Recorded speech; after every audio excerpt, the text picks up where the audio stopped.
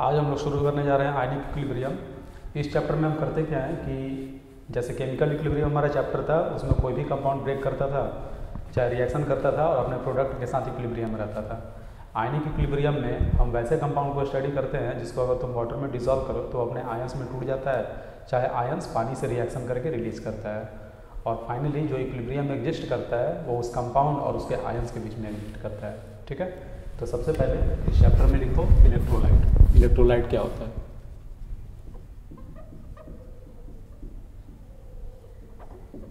Electrolyte बच्चों, तो देखो इलेक्ट्रोलाइट वैसा कंपाउंड होता है जिसको अगर तुम वाटर में ऐड करोगे तो अपने आयंस में ब्रेक कर जाएगा, अपने आयंस में टूट जाएगा। ठीक है, कहने का मतलब जो भी कंपाउंड पानी में आयंस प्रोड्यूस करे उसे हम इलेक्ट्रोलाइट बोलते हैं। देखो electrolytes when dissolved in water, जब उसको पानी में ऐड करोगे, when dissolved in water dissociate into ions, है ना। जब तुम इसको पानी में डिसॉल्व करोगे तो अपने आयंस में टूट जाता है। तो देखो इलेक्ट्रोलाइट्स को दो तरीके से क्लासीफाई करते हैं हम। पहला तरीका होता है कि अगर तुम उसको वाटर में ऐड कर रहे हो तब तो अपने आयंस में टूटा है, और अगर अपने आयंस में टूटा है तो इलेक्ट्रिसिटी को कंडक्ट करेगा। लेकिन जब अपने प्योर मोल्टन फॉर्म में रहेगा, अपने प्योर लिक्विड स्टेट में रहेगा, तो उस समय इलेक्ट्रिसिटी को कंडक्ट करेगा या कंडक्ट नहीं करेगा। तो अगर वो अपने प्योर मोल्टन फॉर्म में है और उस फॉर्म में भी वो आयंस दे दिया है तब तो वो इलेक्ट्रिसिटी को कंडक्ट करेगा। लेकिन अगर उस क्षण उसमें आयंस मौजूद नहीं है तब वो इलेक्ट्रिसिटी को कंडक्ट नहीं करेगा। तो इस बेसिस पे इलेक्ट्रोलाइट को हम दो पार्ट में डिवाइड करते हैं। नाम होता है एक का ट्रू इलेक्ट्रोलाइट, दूसरे का नाम होता है पोटेंशियल इलेक्ट्रोलाइट। ठीक है, तो अगला देखो पॉइंट यहाँ स्टार्ट देकर, on the basis of conductivity, on the basis of conductivity in water or in pure form। Conductivity या तो पानी में या तो प्योर फॉर्म में। On the basis of conductivity in water और in pure form,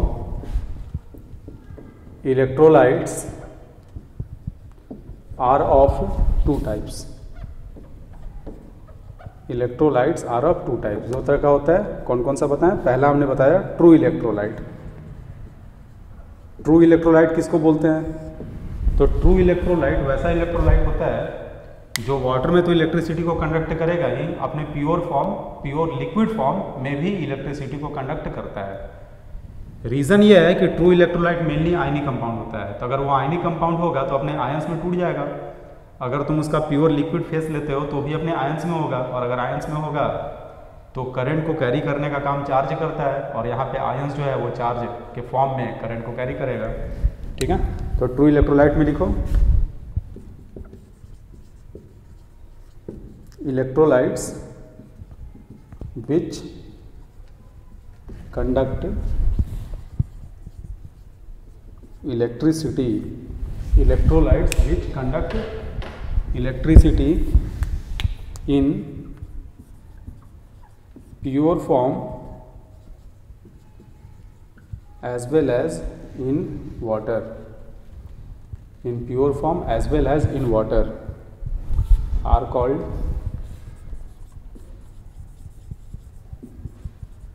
true electrolytes, are called true electrolytes. ठीक है, वैसा इलेक्ट्रोलाइट जो वाटर में भी इलेक्ट्रिसिटी को कंडक्ट करे और अपने प्योर फॉर्म में भी प्योर फॉर्म में भी करंट इलेक्ट्रिसिटी को कंडक्ट करे, उसे हम बोलते हैं ट्रू इलेक्ट्रोलाइट। ठीक है, इसका एग्जांपल क्या होगा? एग्जांपल लिख लो NaCl, KCl, KNO3 एट्सेट्रा। तो ध्यान से देखो ये सब आयनिक कंपाउंड है। NaCl को अगर तुम प्योर लिक्विड फेज में लेते हो, प्योर मोल्टन फेज में, तो सोल्यूशन में Na+ अलग हो जाएगा, Cl- अलग हो जाएगा, और अगर Na+ और Cl- अलग अलग हो गया तो इलेक्ट्रिसिटी को कंडक्ट करेगा क्योंकि सोल्यूशन में आयंस मौजूद है। उसी प्रकार से KCl को अगर सोल्यूशन में लोगे तो ये K+ और Cl- देगा, KNO3 को सोल्यूशन में लोगे तो वो K+ और NO3- देगा। ठीक है, लेकिन अगर हम NaCl के बजाय HCl को ले लें अगर हम NaCl को नहीं लेके अगर हम HCl को ले लें सॉल्यूशन में, सपोज करो HCl है, तो HCl क्या होता है, H और Cl के बीच में कोवैलेंट बॉन्ड होता है। तो अगर कोवैलेंट बॉन्ड होता है तो अगर तुम इसका प्योर फेज लोगे यानी पानी का तनिक भी मात्रा नहीं लोगे, तब ये अपने आयंस में टूटने वाला नहीं है। और अगर ये अपने आयंस में नहीं टूटेगा तो इलेक्ट्रिसिटी को कंडक्ट नहीं करेगा। लेकिन अगर तुम इसी HCl को एक्वस फेज में लेते हो, कहने का मतलब HCl को तुम वाटर के साथ मिला कर लेते हो, तो पानी में जाते ही HCl आराम से टूट जाता है, क्योंकि वाटर जो है, वाटर का जो डाइपोल है, वाटर जो है ये होता है फार्मूला, तो इसमें ऑक्सीजन ज़्यादा इलेक्ट्रोनेगेटिव है, हाइड्रोजन लेस इलेक्ट्रोनेगेटिव है, तो ये बिहेव करता है एक डाइपोल की तरह, जिसके एक एंड पे माइनस चार्ज है, दूसरे एंड पे प्लस चार्ज है। तो प्योर HCl को अगर लोगे तो ये टूटने वाला नहीं है, ये क्योंकि कोवैलेंट कंपाउंड है तो अपने आयंस में टूटने वाला नहीं है। लेकिन अगर यही HCl को तुम वाटर में ले लोगे तो ये तुरंत अपने H+ और Cl- में पूरी तरह से टूट जाता है। क्यों पूरी तरह से टूटता है?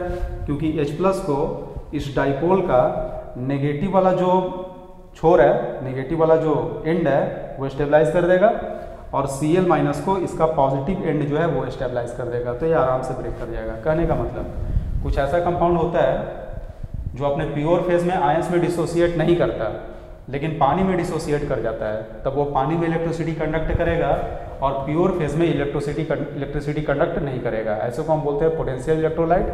और वैसा कंपाउंड जो अपने प्योर फेज में भी ब्रेक कर जाता है और वाटर में भी ब्रेक कर जाता है, उसे हम बोलेंगे ट्रू इलेक्ट्रोलाइट, क्योंकि वो दोनों ही कंडीशन में इलेक्ट्रिसिटी को कंडक्ट करेगा। आई थिंक कि समझ में आ गया होगा। सेकंड में लिख लो, पोटेंशियल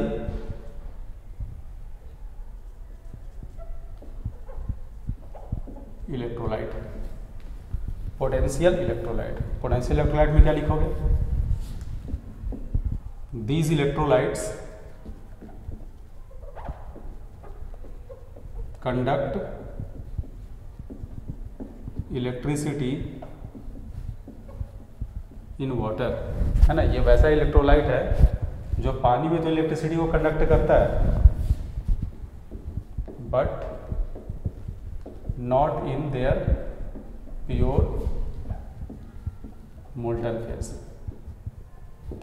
इनका जो प्योर मोल्टन फेज है उसमें ये इलेक्ट्रिसिटी को कंडक्ट नहीं करता है। फॉर एग्जांपल लिख लीजिए HCl, HCN, ठीक है, H2SO4 एटसेट्रा। क्योंकि ये सब कोवैलेंट कंपाउंड है तो वाटर में ऐड करने पे तो आयंस देगा, लेकिन ये प्योर फेज में आयंस को देने वाला नहीं है। तो ये कंपाउंड पानी में इलेक्ट्रिसिटी को कंडक्ट करेगा, लेकिन अपने प्योर फेज में इलेक्ट्रिसिटी को कंडक्ट नहीं करने वाला है। तो याद कर लेना अच्छे से, रट जाओ अच्छे से। ट्रू इलेक्ट्रोलाइट वैसा इलेक्ट्रोलाइट होता है जो अपने प्योर मोल्टन फेज में भी इलेक्ट्रिसिटी को कंडक्ट करेगा और वाटर में भी कंडक्ट करेगा। लेकिन पोटेंशियल इलेक्ट्रोलाइट जो है वो अपने ट्रू मोल्टन फेज में कंडक्ट नहीं करेगा, बट वाटर में करेगा। ठीक है, यहाँ पे इलेक्ट्रिसिटी इन प्योर मोल्टन लिख लेना है, यहाँ पे प्योर मोल्टन फॉर्म। ठीक है, नोट करो इसको। आगे बढ़ते हैं। आगे बोल रहा है कि on the basis of ionisation in water electrolytes are again of two types. बोल रहा है कि वाटर में ऐड करने पे इलेक्ट्रोलाइट आयोनाइज करता है, उस बेसिस पे भी दो तरह का होता है। कैसे दो तरह का होता है? तो इसमें लिखना पहला, पहले ये लाइन नोट कर लो, उसके बाद लिखना पहला स्ट्रॉन्ग इलेक्ट्रोलाइट। वैसा इलेक्ट्रोलाइट जो वाटर में 100% टूट जाए, पूरा का पूरा टूट जाए, उसे हम बोलते हैं स्ट्रॉन्ग इलेक्ट्रोलाइट। और वैसा इलेक्ट्रोलाइट जिसको अगर तुम वाटर में ऐड करो तो 100% ना टूट के पार्शियली ब्रेक करे, उसे हम बोलते हैं वीक इलेक्ट्रोलाइट। ठीक है, तो स्ट्रॉन्ग इलेक्ट्रोलाइट में लिखो these electrolytes dissociate completely in water. ये इलेक्ट्रोलाइट जो है वो वाटर में 100% टूट जाता है, पूरा टूट जाता है। फॉर एग्जाम्पल के तौर पे हो गया NaCl हो गया, KCl हो गया। ठीक है, सॉल्ट में ये दो हो गया, और भी सॉल्ट होता है CH3, COONA, NH4Cl। ये ऐसा सॉल्ट है जो 100% वाटर में टूट जाता है। अगर तुम यहाँ पे लिखोगे सिल्वर क्लोराइड तो ये गलत हो जाएगा। सिल्वर क्लोराइड जो होता है वो स्ट्रॉन्ग इलेक्ट्रोलाइट नहीं होता है, वीक होता है। इसको अगर तुम वाटर में ऐड करोगे तो ये प्रेसिपिटेट कर जाता है पूरा, इसका बहुत ही छोटा सा हिस्सा वाटर में जाता है जो कि फिर बाद में आयोनाइज करता है। ठीक है, तो हम इसको नहीं लिखेंगे, हम उसी सॉल्ट को लिख रहे हैं जो वाटर में 100% डिसोसिएट कर जाता है। ठीक है, और देखो जितना भी स्ट्रॉन्ग एसिड है, HCl हो गया, HBr हो गया, है ना, H2SO4 का फर्स्ट डिसोसिएशन हो गया। फर्स्ट डिसोसिएशन का मतलब पहला हाइड्रोजन का निकलना है, दूसरा हाइड्रोजन जो है वो पूरा नहीं टूटेगा, लेकिन पहला हाइड्रोजन जो है वो 100% यहाँ से टूट जाएगा। और क्या हो गया, HNO3 हो गया। जितना भी स्ट्रॉन्ग एसिड हुआ, इनके नाम में स्ट्रॉन्ग इसीलिए लगा रहता है क्योंकि ये सब स्ट्रॉन्ग इलेक्ट्रोलाइट होता है, यानी कि वाटर में ऐड करोगे तो 100% ब्रेक कर जाएगा।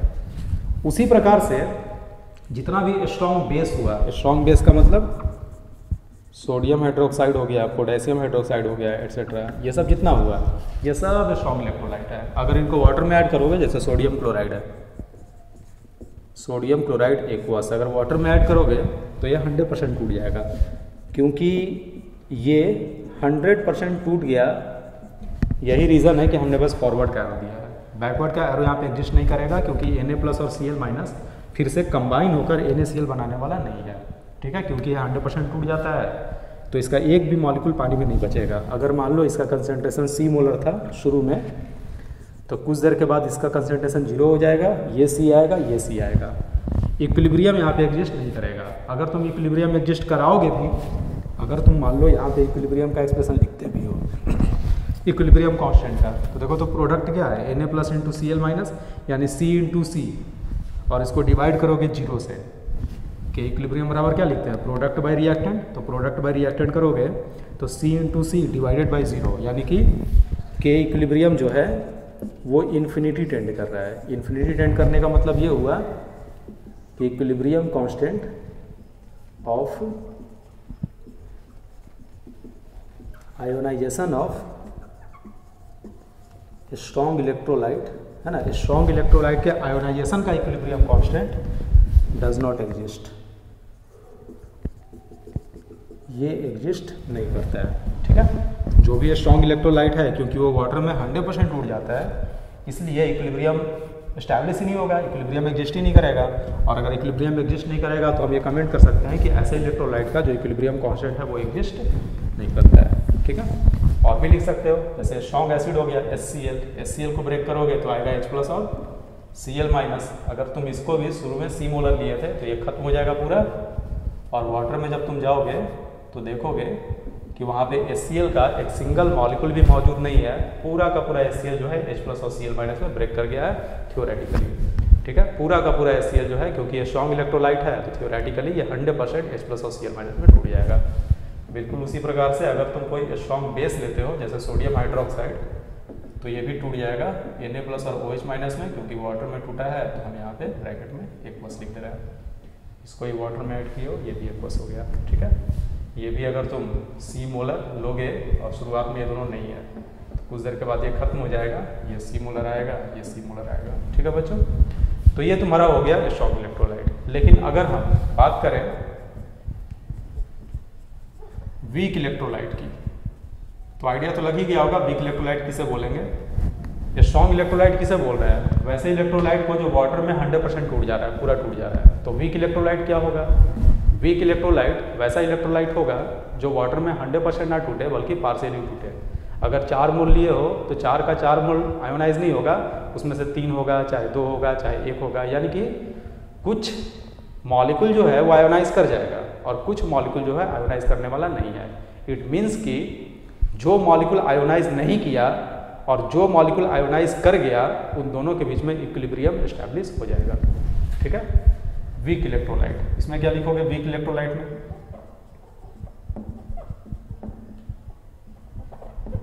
वीक इलेक्ट्रोलाइट्स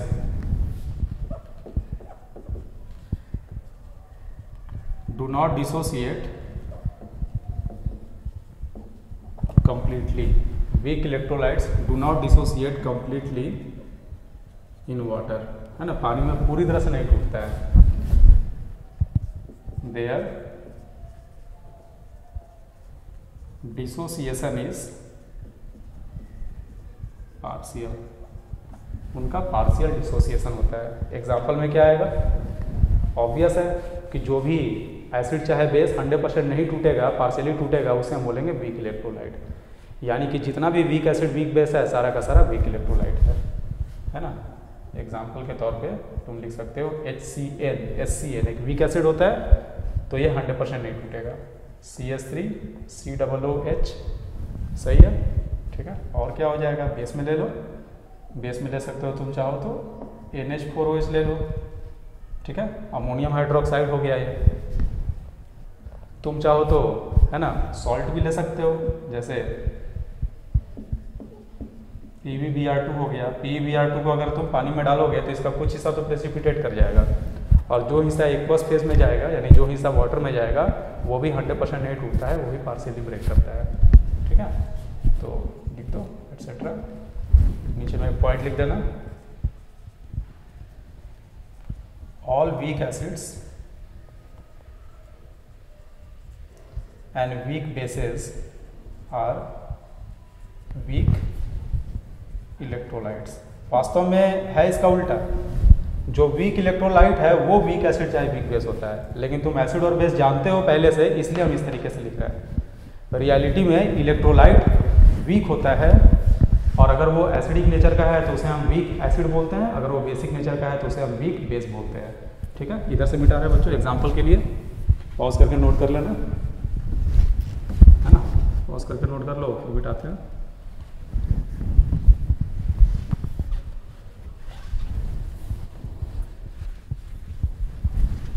देखो, अगर तुम ये जो HCl है इसको अगर तुम वाटर में ऐड करते हो तो क्या होगा, HCl aqueous.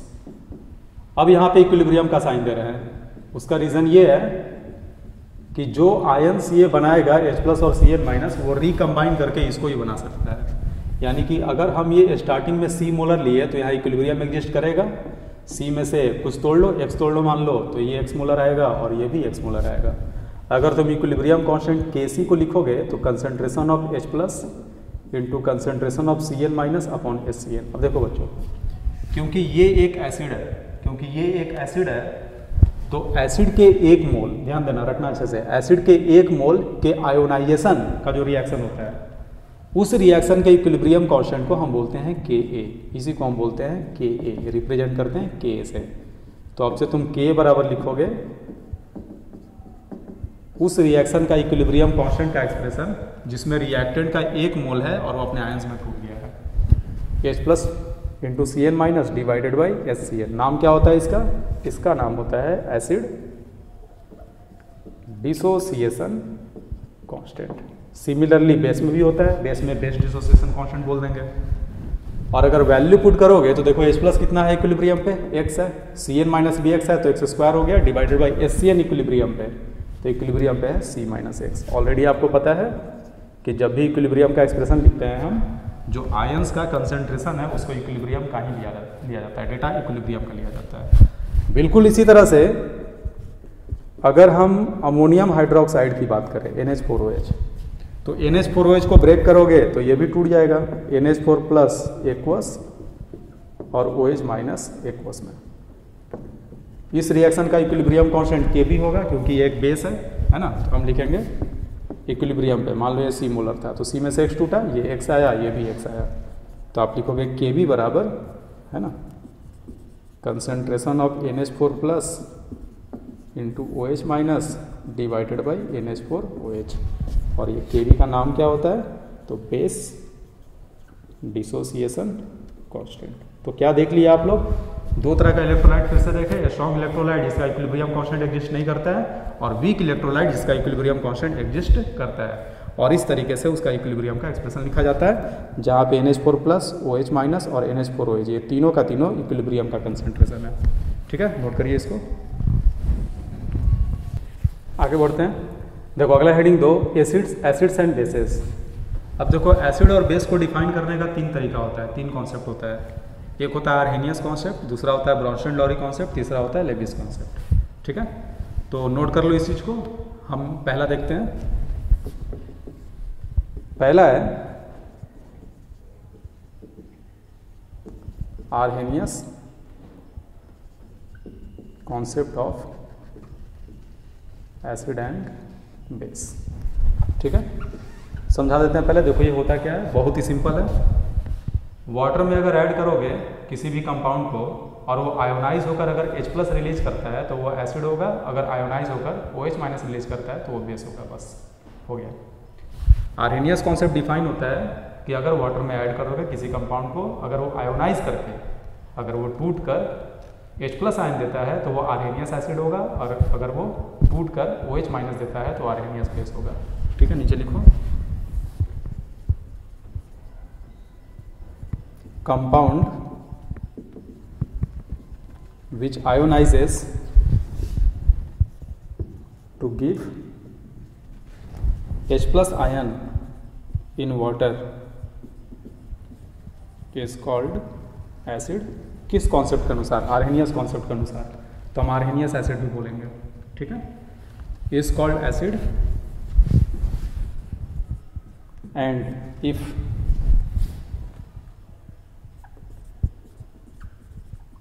it ionizes to give OH- ion in water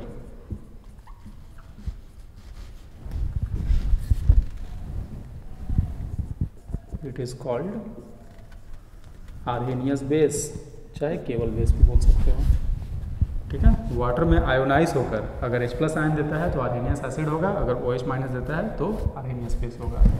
ठीक है, फॉर एग्जाम्पल देखा जाए, जैसे मान लो HCl है, तो HCl को अगर तुम ब्रेक करोगे वाटर में एक्वस मीडियम में तो ये H+ दे रहा है और Cl- दे रहा है तो एक आर्हेनियस एसिड होगा।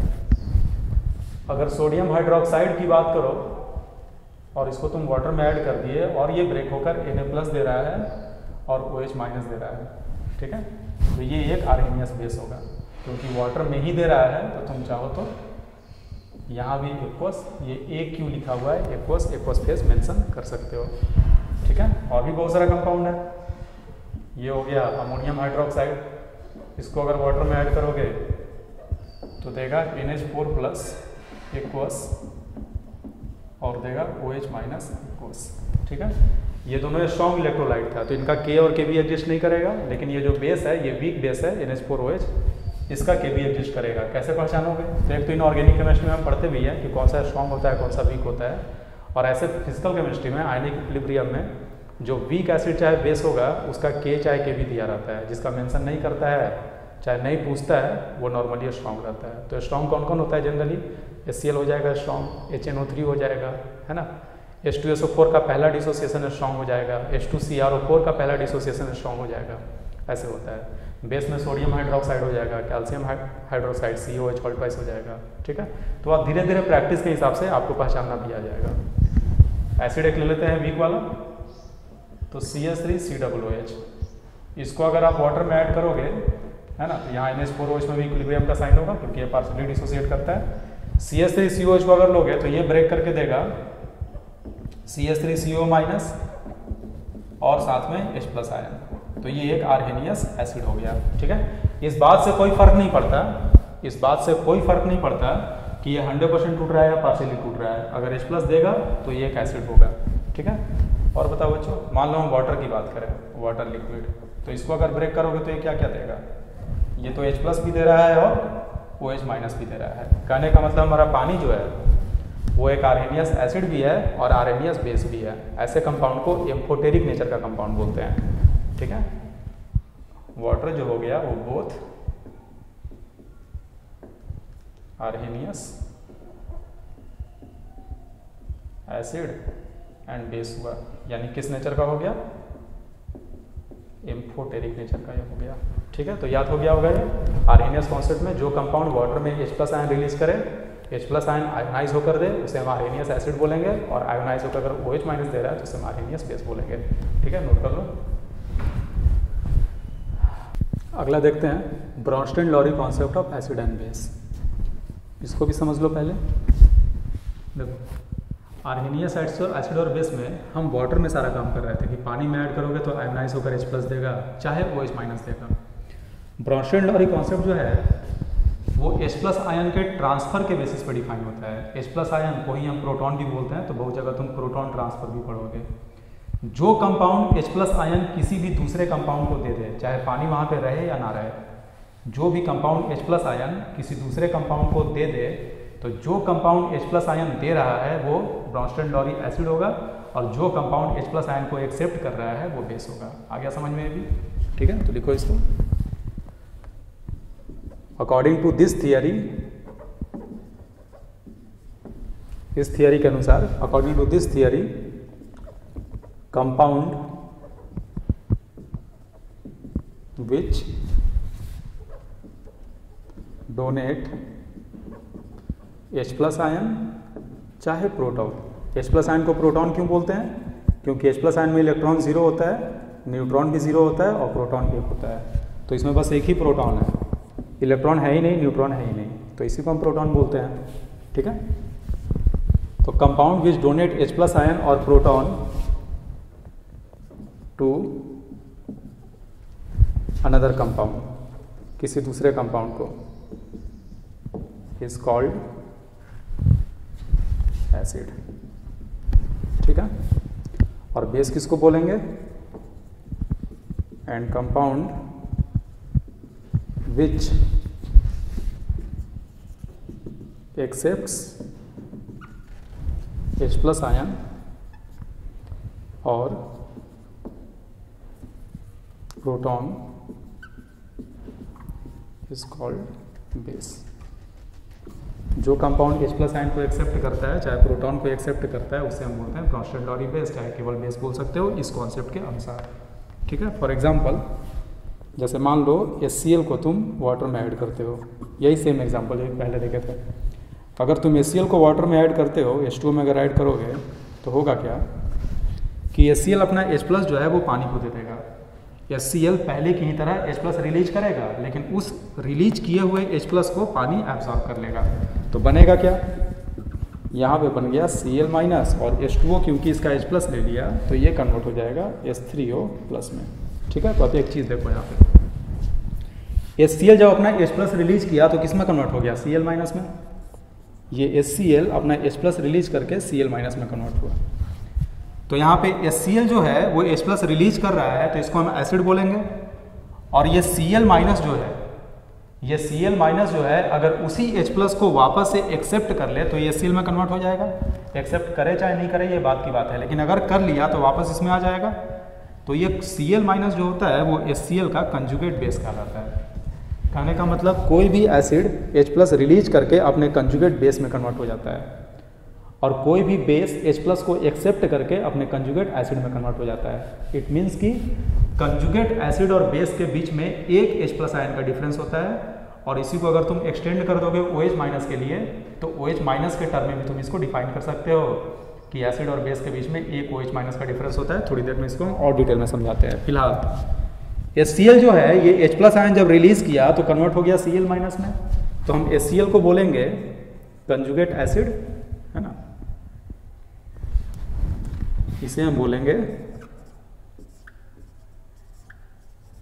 कंजुगेट एसिड, और इसे बोलेंगे कंजुगेट बेस। शॉर्टकट में लिख रहे हैं कंजुगेट बेस, और इन दोनों को हम बोलते हैं कंजुगेट एसिड बेस पेयर। इस लाइन पे लिख देते हैं conjugate acid base pair. Similarly बच्चों बिल्कुल इसी तरीके से ध्यान से देखो, H2O और H3O प्लस को देखो, तो देखो तो H2O H प्लस को एक्सेप्ट करके H3O प्लस में गया है, तो ये दोनों भी कंजुगेट एसिड बेस पेयर होगा। हमारा H2O और H3O प्लस जो है हम बोल सकते हैं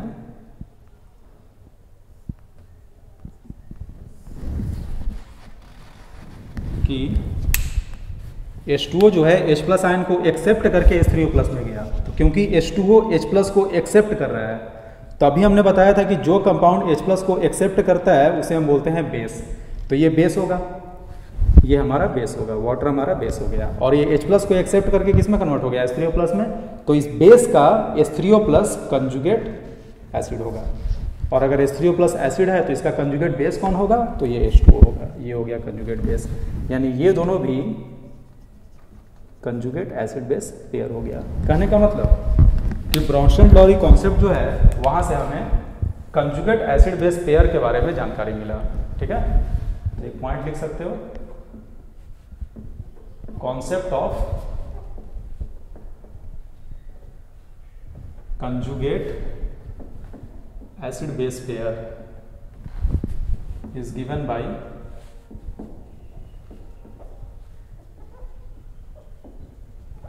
Bronsted-Lowry theory। ब्रॉन्स्टेड-लॉरी थियरी से हम लोगों को कंजुगेट एसिड बेस कॉन्सेप्ट के बारे में जानकारी मिलता है, ठीक है। और एग्जांपल देखते हैं। सपोज करो हम देख रहे हैं CH3COOH का, तो CH3COOH एक्वस को अगर तुम वाटर में ऐड करोगे, H2O में ऐड करोगे, तो ये करेगा क्या कि अपना H+ फिर से पानी को दे देगा, तो ये कन्वर्ट हो गया CH3COO- एक्वस में, और H2O उस H+ को एक्सेप्ट करके कन्वर्ट हो गया H3O+ में, ठीक है। तो यहाँ अगर आपको बोला जाए कि कंजुगेट एसिड बेस पेयर को पहचाना, तो एक पेयर तो ये हो गया, और इसमें CH3COH कंजुगेट एसिड होगा और ये कंजुगेट बेस होगा। दूसरा पेयर कौन सा होगा, तो दूसरा पेयर फिर से H2O और H3O+ का होगा, है ना, जहाँ पे H3O+, क्योंकि इसके पास H+ ज़्यादा है, तो इस बार ये कंजुगेट एसिड होगा और ये कंजुगेट बेस होगा, ठीक है। कंजुगेट एसिड बेस को पहचानने का तरीका फिर से बताते हैं। दो compound conjugate acid base pair तभी होता है जब दोनों के बीच में एक H+ का चाहे एक OH- आयन का डिफरेंस हो, अदरवाइज वो नहीं होगा। एक बस एक रहना चाहिए, एक H+ आयन चाहे एक OH- आयन। जिसके पास H+ ज़्यादा होगा वो कंजुगेट एसिड और दूसरा वाला कंजुगेट बेस। जिसके पास OH- आयन ज़्यादा होगा वो कंजुगेट बेस और दूसरा वाला कंजुगेट एसिड, ठीक है। यहाँ तक आ गया समझ में। अब मान लो इसी रिएक्शन का CH3COOH जो है, तुमको इसका K का एक्सप्रेशन लिखना है, तो K बराबर क्या लिखोगे यहाँ से, प्रोडक्ट में कौन है CH3COO- और कौन है H3O+ divided by H2O liquid, pure liquid है, इसको तो हम कंसिडर करेंगे नहीं इक्विलिब्रियम के एक्सप्रेशन में, 1 हो जाएगा इसका एक्टिव मास, हम इसे लेंगे CH3COH। लेकिन याद करो आर्हेनियस वाले थियरी में क्या लिखे थे, आर्हेनियस के थियरी में तो तुम लिखे थे CH3COH, है ना, वहाँ प्रोडक्ट में H+ आया था, तो अगर आर्हेनियस के थियरी से K का एक्सप्रेशन लिखोगे तो ये H+ आ जाएगा CH3COH। ये कहाँ से आया था, फ्रॉम आर्हेनियस थियरी। तो एक इंपॉर्टेंट पॉइंट बता रहे हैं, दोनों सेम चीज़ होता है। तुम H3O+ लिखो चाहे H+ लिखो, दोनों सेम चीज़ है, क्योंकि रियलिटी में H+ जो होता है वो वाटर में H3O+ के फॉर्म में ही मौजूद होता है। H+ आयन पानी में H3O+ के फॉर्म में ही मौजूद होता है। ये H+ हो गया और इसको चारों तरफ से पानी का जो डाइपोल है वो घेरे रहता है ना। तो ये H+ जो है वो एब्जॉर्ब रहता है H2O में, H2O का मॉलिक्यूल जो है वो इसके साथ बॉन्ड बनाया रहता है, तो इसीलिए हम उसको H3O+ ही बोलते हैं। तो ये भी लिखा हुआ सही है, ये भी लिखा हुआ सही है। सवाल में H3O+ दे चाहे H+ दे, तुम मान कर चलना दोनों सेम चीज़ है, एक ही चीज़ के बारे में जानकारी दिया हुआ है, ठीक है बच्चों। और कुछ एग्जाम्पल देखते हैं, पॉज करके नोट कर लो, मिटाते हैं इधर से हम।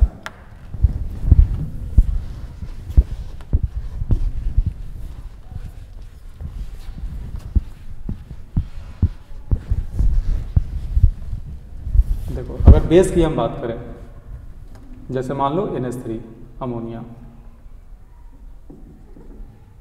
है ना, अमोनिया एक्वस वाटर में ले लो, और इसका रिएक्शन कराओगे तुम वाटर से, पानी से कराते हो, तो अब यहाँ पे क्या होगा कि पानी जो है वो अपना H+ इसको डोनेट कर देगा, वाटर अपना H+ इसको डोनेट करेगा। रीज़न, अमोनिया जो होता है एक बेस होता है, तो अभी हम बताते हैं कि ब्रॉन्स्टेड-लॉरी बेस वो कंपाउंड होता है जो H+ आयन को एक्सेप्ट करता है, तो अपना H+ जैसे इसको देगा ये बन जाएगा NH4+ एक्वस, और ये खुद कन्वर्ट हो जाएगा OH- एक्वस में। कहने का मतलब ये हमारा कंजुगेट आ गया और दूसरा कंजुगेट हमारा ये आ गया, ठीक है। NH3 और NH4+ में NH4+ के पास H+ ज़्यादा है, तो इसे हम लिखेंगे कंजुगेट एसिड, ये हो जाएगा कंजुगेट बेस। अगर हम इन दोनों में इसी चीज़ को देखें तो H2O के पास H+ ज़्यादा है, तो ये कंजुगेट एसिड हो गया और ये कंजुगेट बेस हो गया, ठीक है। इस रिएक्शन में क्योंकि OH- आयन रिलीज हो रहा है, तो ये कंपाउंड हमारा बेस होगा, और अगर ये बेस है तो Kb का एक्सप्रेशन होगा concentration of NH4+ into concentration of OH- divided by concentration of NH3, ऐसे भी लिख सकते हैं। और देखो अमोनिया जो होता है, अमोनिया में अगर H2O को ऐड कर दोगे, NH3.H2O, अमोनिया अगर H2O का एब्जॉर्ब कर ले तो ये बनाता है NH4OH। तो कहीं भी अगर तुम NH4OH को देखो, चाहे अमोनिया को देखो, NH3 को देखो, दोनों का दोनों सेम ही बेस है। आर्हेनियस वाले कॉन्सेप्ट में हमने NH4OH को डिसोसिएट कराया था। आर्हेनियस कॉन्सेप्ट में हमने NH4OH को डिसोसिएट कराया था और वहाँ से Kb बराबर आया था NH4 plus into OH minus divided by NH4OH, ये आया था फ्रॉम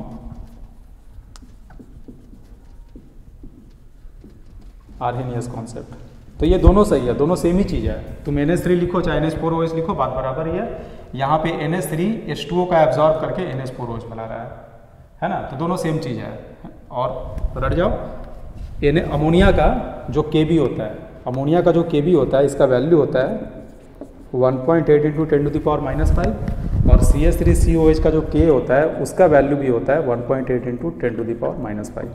ठीक है, तो ये साइड में कॉपी के ऊपर में चाहो तो लिख सकते हो, कॉपी के ऊपर में लिख देना कि Ka CH3COH का चाहे Kb NH4OH का बराबर होता है, कितने का बराबर होता है 1.8 इंटू 10⁻⁵, 1.8 इंटू 10⁻⁵। और यहाँ से जब तुम pKa निकालोगे तो आ जाएगा 4.74, चाहे pKb निकालोगे तो आ जाएगा 4.74। अगर pKb समझ में नहीं आ रहा है कि क्या चीज़ होता है तो थोड़ा वेट कर लो, ये बाद में हम समझाएंगे।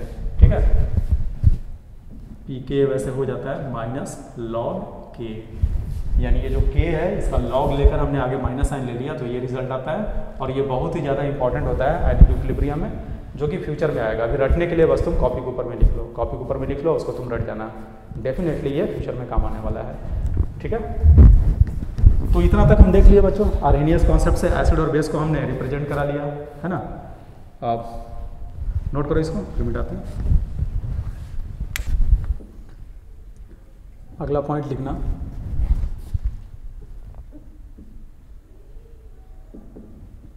इन conjugate acid base pair, in conjugate acid base pair there is a difference of 1 and only 1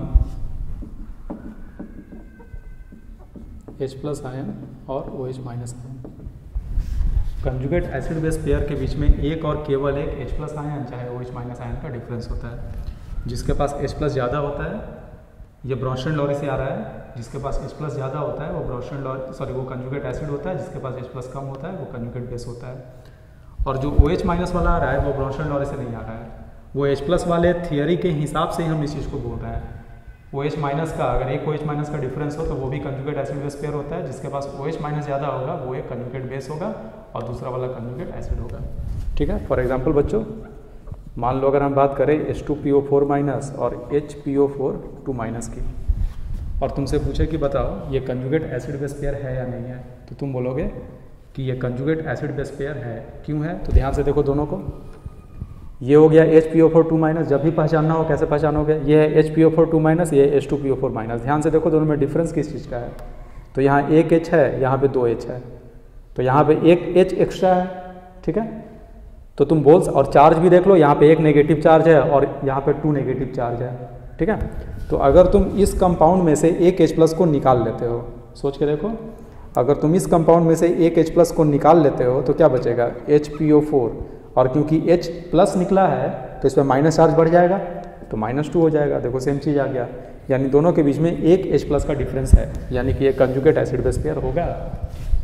तो कौन कंजुगेट एसिड होगा, कौन कंजुगेट बेस होगा? तो इसके पास H प्लस ज़्यादा है तो ये कंजुगेट एसिड होगा और ये कंजुगेट बेस होगा।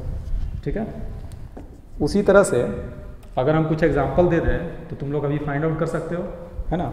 और एक और देख लेते हैं, मान लो हम बात कर रहे हैं ZnOH प्लस और Zn2 प्लस की। अब देखो इन दोनों में OH माइनस का डिफरेंस है, यहाँ पे OH ज़्यादा है, तो अब यहाँ पे ये दोनों कंजुगेट एसिड बेस तो होगा, लेकिन OH माइनस यहाँ ज़्यादा है तो ये हमारा कंजुगेट बेस होगा और ये कंजुगेट एसिड होगा, तो ये भी कंजुगेट एसिड बेस पेयर होगा। अगर हम बात करें कि NaCl और Cl माइनस ये कंजुगेट एसिड बेस पेयर है या नहीं है, तो तुम्हारा आंसर होगा कि नहीं है। क्यों नहीं है? क्योंकि दोनों के बीच में Na प्लस का डिफरेंस है। हमारा डिफरेंस या तो H प्लस का रहना चाहिए या तो OH माइनस आयन का रहना चाहिए। ठीक है बच्चों, तो अभी हम कुछ एग्जाम्पल दे रहे हैं, उस एग्जाम्पल को तुम लोग वीडियो को पॉज करके सॉल्व करना। ठीक है। पॉज करके इसमें पता करो कौन कंजुगेट एसिड बेस पेयर है, और अगर है तो उसमें से कौन कंजुगेट एसिड है, कौन कंजुगेट बेस है। ठीक है, हम सॉल्व करते हैं, तुम लोग पॉज करके करो, उसके बाद प्ले करके सोल्यूशन देखना, आंसर देखना। तो देखो यहाँ तक तो हो गया था, अब यहाँ से आओ। तो H3PO4 और HPO4 2-, इन दोनों के बीच में 2 हाइड्रोजन का डिफरेंस है। यहाँ 3 हाइड्रोजन है, यहाँ 1 है, 2 का, तो 2 का डिफरेंस है तो नहीं होगा। 1 का डिफरेंस आना चाहिए, केवल 1 का, ना 1 से ज़्यादा का ना 1 से कम का। इसको देखिए H2PO4- और PO4 3-, फिर से 2 का डिफरेंस हुआ, तो ये भी कंजुगेट एसिड बेस पेयर नहीं होगा। HPO4- PO4, सॉरी यहाँ पे गड़बड़ हो गया, HPO4 2- होगा, HPO4 2- और PO4 3-। तो इन दोनों में 1 H+ का डिफरेंस है, तो ये कंजुगेट एसिड बेस पेयर होगा, जिसमें ये होगा कंजुगेट एसिड, ये होगा कंजुगेट बेस। HCl और H+, तो HCl और H+ में Cl- का डिफरेंस है। देखो H यहाँ भी है, H यहाँ भी है, Cl- का, तो ये नहीं होगा कंजुगेट। कंजुगेट केवल हम H+ और OH- आयन के बेसिस पे बोलते हैं। Cl- और HCl ये बिल्कुल होगा, है ना, क्योंकि H+ का डिफरेंस है, ये होगा कंजुगेट एसिड, ये होगा कंजुगेट बेस।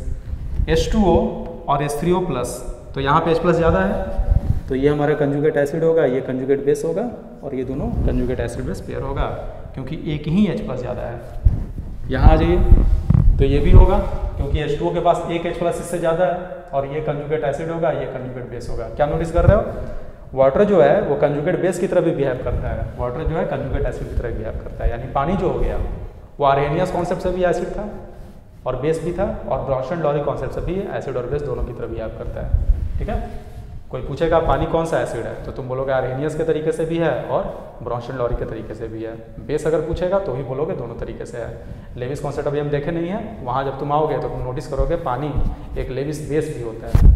ठीक है, अब देखो CaOH हॉल ट्वाइस और CaOH+, तो इन दोनों में क्लियरली हमको दिख रहा है कि OH- आयन का डिफरेंस है, और CaOH हॉल ट्वाइस के पास OH- आयन ज़्यादा है, तो ये हो जाएगा कंजुगेट बेस, ये हो जाएगा कंजुगेट एसिड, ये भी होगा। NaOH और OH- ये नहीं होगा, क्योंकि दोनों में Na+ का डिफरेंस है। ठीक है, अब ये देखो थोड़ा इंटरेस्टिंग है, EN क्या होता है, तो EN हम बोलते हैं इथिलीन डाइएमाइन को। इथिलीन डाइएमाइन इस कंपाउंड को बोलते हैं, CH2 दोनों साइड NH2 लगा रहता है। अब ये कंपाउंड एक बेस होता है, नाइट्रोजन का जो लोन पेयर है वो हाइड्रोजन आयन को एक्सेप्ट करता है। ठीक है, लेविस कॉन्सेप्ट में इस चीज़ को देखोगे, तो जब ये कंपाउंड एक H+ आयन को एक्सेप्ट करेगा तो ये बेस की तरह बिहेव करेगा। ऐसा भी ब्राउनस्टेन-लॉरी से भी एक बेस हो गया, क्योंकि H+ आयन एक्सेप्ट कर रहा है। तो जैसे ही ये H+ आयन को एक्सेप्ट करेगा तो देखो होगा क्या, अब यहाँ पे अगर ये H+ आयन को एक्सेप्ट किया इस नाइट्रोजन पे, तो ये बन जाएगा NH3+ CH2 CH2 NH2। तो देखो पहले ये EN था, इथिलीन डाइएमाइन, शॉर्टकट में EN बोल रहे थे, और ये H+ एक्सेप्ट करके इसमें कन्वर्ट हो गया, तो इस कंपाउंड को हम शॉर्टकट में ऐसे लिखते हैं ENH+। लेकिन यहाँ पे एक और नाइट्रोजन है, तो ये कंपाउंड चाहे तो एक और H+ भी अब एक्सेप्ट कर सकता है। एक और एक्सेप्ट किया तो H के बजाय H2 हो जाएगा, और ऊपर में चार्ज 2+ आ जाएगा। तो वही चीज़ यहाँ पे दोनों दिया हुआ है। तो बता दो जरा, EN और ENH+ बिल्कुल होगा, ये कंजुगेट एसिड होगा, ये कंजुगेट बेस होगा, ये भी होगा, और यहाँ पे हाइड्रोजन ज़्यादा है H+ आयन, तो ये हमारा कंजुगेट एसिड होगा, ये कंजुगेट बेस होगा। होपफुली सारा आपका सही हुआ होगा। ठीक है, नोट कर लो, समझ लो अच्छे से, 1-2 बार और ट्राई करना है तो 1-2 बार और ट्राई कर लो, है ना, वीडियो को पॉज करके। तीसरा देखते हैं, तीसरे में बोल रहा है Lewis concept of acid and base. इसमें कह रहा है कि compound which donate lone pair of electrons are called Lewis bases, and compounds which accept lone pair of electrons are called Lewis acid. बोलना चाह रहा है कि जो कंपाउंड इलेक्ट्रॉन पेयर डोनेट करने का क्षमता रखता है उसे हम बेस बोलते हैं, लेविस बेस, और जो कंपाउंड इलेक्ट्रॉन पेयर को एक्सेप्ट करता है, तो एक्सेप्ट कौन करेगा, जिसके पास खाली ऑर्बिटल होगा, इलेक्ट्रॉन को रखने का जगह होगा तभी ना एक्सेप्ट करेगा, चाहे उसका वैलेंसी कंप्लीट नहीं होगा, चाहे उसमें खाली d ऑर्बिटल होगा, चाहे उसका वैलेंसी एक्सपैंड हो सकता हो, तो वैसा सारा कंपाउंड जो है लेविस एसिड कहलाता है। ये केमिकल बॉन्डिंग में डिटेल में पढ़ोगे, यहाँ बस हम लोग को ब्रीफली देखना है। एग्जाम्पल के तौर पे समझाते हैं आपको, जैसे मान लो कि NH3 है और इसका रिएक्शन तुम NH+ से करा रहे हो, तो देखो इसमें होगा क्या। अमोनिया के पास एक लोन पेयर होता है, ये अपना लोन पेयर H+ को डोनेट कर दिया, क्यों, क्योंकि H+ के पास एक भी इलेक्ट्रॉन नहीं है, इसका ऑर्बिटल खाली है।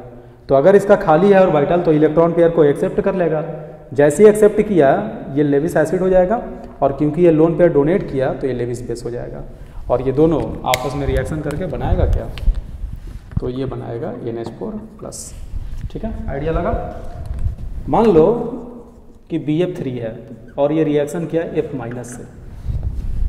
तो देखो बोरॉन जो होता है, बोरॉन यहाँ 3 बॉन्ड बनाया है, 3 बॉन्ड अगर बनाया है तो इसके वैलेंस शेल में 6 इलेक्ट्रॉन होगा, लेकिन ऑक्टेट पूरा करने के लिए 8 चाहिए होता है, यानी इसके पास एक ऑर्बिटल खाली होता है बोरॉन के पास। बोरॉन 3 बॉन्ड बनाता है, उसके पास एक ऑर्बिटल खाली होता है। तो ये फ्लोरीन अपना इलेक्ट्रॉन जो है वो बोरॉन को डोनेट कर देगा। डोनेट करके क्या बनाएगा, BF4 माइनस बनाएगा, क्योंकि ये अपना इलेक्ट्रॉन पेयर डोनेट किया तो ये लेविस बेस होगा और इस बार ये लेविस एसिड होगा।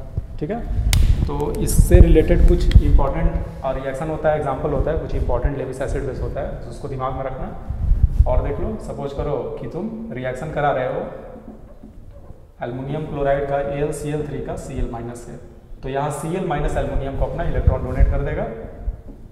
ये सारा प्रॉपर्टी जो है ना लेविस एसिड बेस का, ये ऑर्गेनिक केमिस्ट्री में बहुत काम आता है। आइडिया लगता है कि कौन सा कंपाउंड लेविस एसिड होगा, कौन सा बेस होगा, कौन इलेक्ट्रॉन डोनेट करने का टेंडेंसी रखता है, कौन एक्सेप्ट करने का टेंडेंसी रखता है, तो मैकेनिज्म वगैरह में बहुत काम आता है। तो बता सकते हो यहाँ पे कौन लेविस एसिड होगा, कौन लेविस बेस होगा। तो यहाँ पे क्योंकि Cl minus electron pair donate किया है तो ये लेविस बेस होगा और ये लेविस एसिड होगा। ठीक है बच्चों, इसका एक बहुत ही इंपॉर्टेंट एग्जाम्पल देखते हैं। जैसे देखो H3BO3,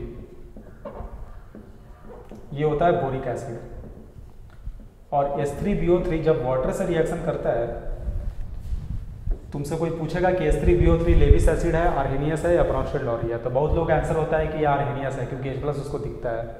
ये रियलिटी में लेविस एसिड है। कैसे? तो इसका स्ट्रक्चर कुछ यूँ होता है, B पे 3 OH लगा रहता है, तो बोरॉन के पास खाली ऑर्बिटल है, और H2O से जो OH माइनस आता है, OH माइनस कहाँ से आया? From H2O। H2O पहले आयोनाइज कर गया H+ और OH माइनस में, और ये OH माइनस जो आया ये अपना लोन पेयर इस बोरॉन को डोनेट कर देता है। तो बनेगा क्या, देखो तो B 3 OH पहले से था, एक और OH आ गया, तो ये बन गया BOH4 माइनस, और ये OH माइनस कहाँ से गया? पानी से, तो पानी अपना OH माइनस इसको दे दिया, तो यहाँ बच गया क्या? तो यहाँ पे बच गया H+। तो देखो क्योंकि ये एसिड है तो ये H+ आयन प्रोड्यूस कर दिया, लेकिन ये अपना H+ प्रोड्यूस नहीं किया, ये पानी का H+ रिलीज करा दिया। तो सॉल्यूशन में पानी का H+ रिलीज कराए, चाहे अपना रिलीज कराए, चाहे लेविस एसिड की तरह बिहेव करके H+ रिलीज करा दे, ये सब का सब एसिड ही कहलाता है। ठीक है, तो अगर कोई तुमसे पूछे कि बोरिक एसिड कैसा एसिड है, तो तुम बोलोगे लेविस एसिड है, और यहाँ बेस की तरह कौन बिहेव कर रहा है? तो वाटर हमारा यहाँ पे बेस की तरह बिहेव कर रहा है। ठीक है बच्चों, अगर मान लो तुमको इसका K का एक्सप्रेशन लिखना होगा, तो K बराबर लिखोगे concentration of BOH4 minus into H+ divided by H3BO3 का कंसंट्रेशन। ठीक है, तो आपको है ना समझ में आ गया होगा, पॉज करके नोट कर लो। तो आज के लिए इतना ही। आज के क्लास में हम लोग एसिड और बेस का जो बेसिक होता है उसको अच्छे से पढ़ लिए, और साथ में इलेक्ट्रोलाइट कितने तरह का होता है वो भी पढ़ लिए। True electrolyte, potential electrolyte, electricity को कंडक्ट करने के बेसिस पे, और पानी में डिसोसिएशन के बेसिस पे स्ट्रॉन्ग इलेक्ट्रोलाइट और वीक इलेक्ट्रोलाइट। ठीक है, अगले क्लास में हम डिसोसिएशन ऑफ वाटर के बारे में डिटेल में पढ़ेंगे, है ना। तो मिलते हैं अगले क्लास में।